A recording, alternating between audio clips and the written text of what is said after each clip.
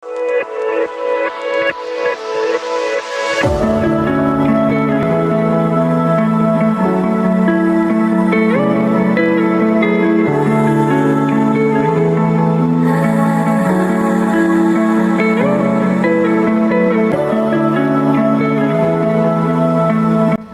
semuanya, di video kali ini kita akan membuat tutorial penggunaan aplikasi JSP untuk uji normalitas menggunakan Shapiro Wilks. Nah, sebelum kita membuat video tutorial mengenai penggunaan aplikasi JSP, ada baiknya kita menjelaskan apa itu aplikasi JSP. Dalam analisis data, kita sering membutuhkan alat bantu yang praktis dan mudah digunakan. Salah satunya JASP. JSP adalah salah satu software statistik gratis dan open source dengan tampilan sederhana, cocok untuk pemula maupun penelitian. JSP memudahkan pengguna dalam melakukan berbagai uji statistik, termasuk uji normalitas. Salah satu uji normalitas yang sering digunakan di JSP adalah uji Shapiro-Wilk. Uji ini bertujuan untuk mengetahui apakah data berdistribusi normal, sebuah syarat penting sebelum melakukan uji parametrik seperti uji T atau uji ANOVA. Syarat penggunaan uji Shapiro-Wilk antara lain: yang pertama, cocok untuk jumlah data atau sampel kecil yang umumnya berjumlah kurang dari 50 namun bisa digunakan hingga berjumlah 2000. Data berskala interval ataupun rasio. Hasil uji ditunjukkan oleh nilai p-value. Jika p-value lebih dari 0,05 artinya data berdistribusi normal, dan jika kurang dari 0,05 artinya data tidak berdistribusi normal. Menggunakan JSP, terutama uji Shapiro-Wilk, memudahkan kita dalam menentukan apakah sebuah data dapat diuji secara parametrik maupun non-parametrik dan mempermudah kita dalam mengolah data menjadi lebih cepat, praktis, dan dapat dipercaya. Sebagai seorang mahasiswa farmasi, tentu kita nggak asing lagi dengan data-data dari praktikum ataupun penelitian. Sebelum data dianalisis lebih lanjut, baik dengan uji statistik parametrik maupun non-parametrik, kita harus tahu dulu apakah data tersebut berdistribusi normal atau tidak. Nah, untuk itu kita pakai uji normalitas. Salah satunya adalah uji Shapiro-Wilk. Uji ini penting untuk menentukan jenis analisis statistik yang tepat dan sering digunakan dalam berbagai topik penelitian dan praktikum farmasi. Contohnya seperti hasil praktikum seperti titrasi, kadar zat atau waktu hancur tablet. Kedua, pengukuran kadar gula darah sebelum dan sesudah pemberian obat. Ketiga, validasi metode analisis seperti HPLC atau spektrofotometri. Keempat, perbandingan formula tablet berdasarkan waktu hancur atau disolusi. Kelima, atau yang terakhir, uji kestabilan pH atau kadar zat aktif selama penyimpanan. Tapi perlu diingat, uji Shapiro-Wilk ini hanya cocok digunakan untuk data dengan jumlah kurang dari 50. Kalau lebih dari itu, biasanya digunakan uji normalitas lain seperti Kolmogorov-Smirnov. Aduh, gimana sih? Katanya gampang pakai JSP, tapi kok banyak banget pilihannya? Gimana ya?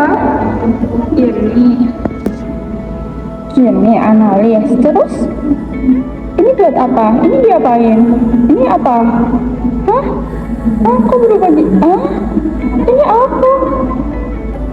Kok milih gitu sih? Ini ada banyak banget ya pilihannya. Ini apa? Ih, katanya gampang, tapi kok milih gini sih? Kamu lagi ngapain, Zaza? Aku lagi bingung banget deh. Aku tuh ini mau uji statistik. Aku tuh ada tiga adegan gitu kan. Terus aku mau cari tahu nih mana yang lebih berefek gitu. Nah, aku tuh udah selisih Tri sama Cosmo. Oh, mending kamu lihat video YouTube ini aja deh. Aku udah nonton tutorial tapi Ini video ini jelas. Nih aku kasih linknya deh.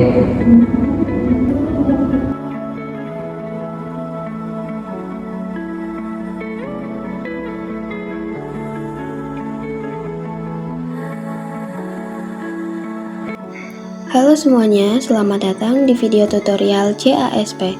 Kali ini kita akan belajar cara melakukan uji normalitas menggunakan aplikasi JASP. Pertama-tama, buka aplikasi JASP di laptop kalian hingga muncul tampilan awal seperti ini.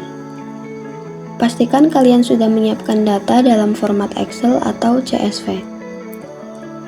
Kemudian klik tombol open di pojok kiri atas, lalu pilih file data yang ingin kalian analisis. Misalnya di sini kita memakai data suhu tubuh pasien yang menggunakan 3 jenis antibiotik. Kemudian klik open. Nah, setelah datanya muncul, di sini terdapat berbagai menu dari aplikasi JASP yang bisa digunakan. Untuk uji normalitas sendiri, di sini menggunakan menu deskriptif, lalu klik deskriptif statistik.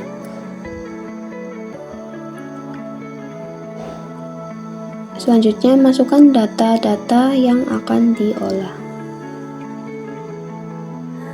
Dan tunggu beberapa saat hingga hasilnya muncul di bagian samping kanan.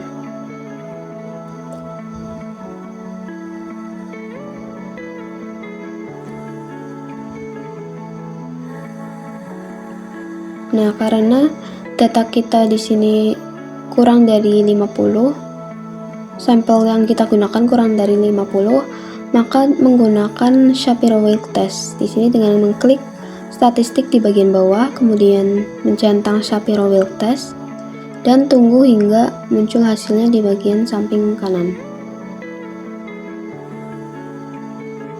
Setelah hasilnya muncul, terlihat beberapa informasi yang mungkin diperlukan seperti mean, standar deviasi, p-value, nilai minimum, nilai maksimum, dan lain-lain. Karena di sini kita hanya akan menguji normalitas masing-masing antibiotik, maka yang diperlukan adalah p-value dari masing-masing antibiotik. Yang pertama yaitu cefazolin, memiliki p-value 0,098. Karena 0,098 lebih dari 0,05, maka cefazolin terdistribusi normal. Selanjutnya yaitu ceftriaxone, memiliki p-value 0,112, yang mana ini lebih dari 0,05 sehingga terdistribusi normal. Kemudian selanjutnya ada cefotaxime dengan p-value 0,616, yang mana ini lebih dari 0,05 sehingga terdistribusi normal.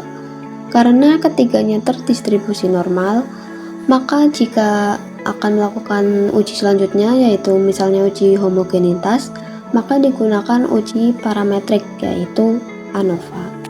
Baik, itu tadi adalah video tutorial uji normalitas menggunakan aplikasi JASP. Semoga video ini bermanfaat untuk kalian. Jangan lupa like, comment, and subscribe di channel ini. Terima kasih.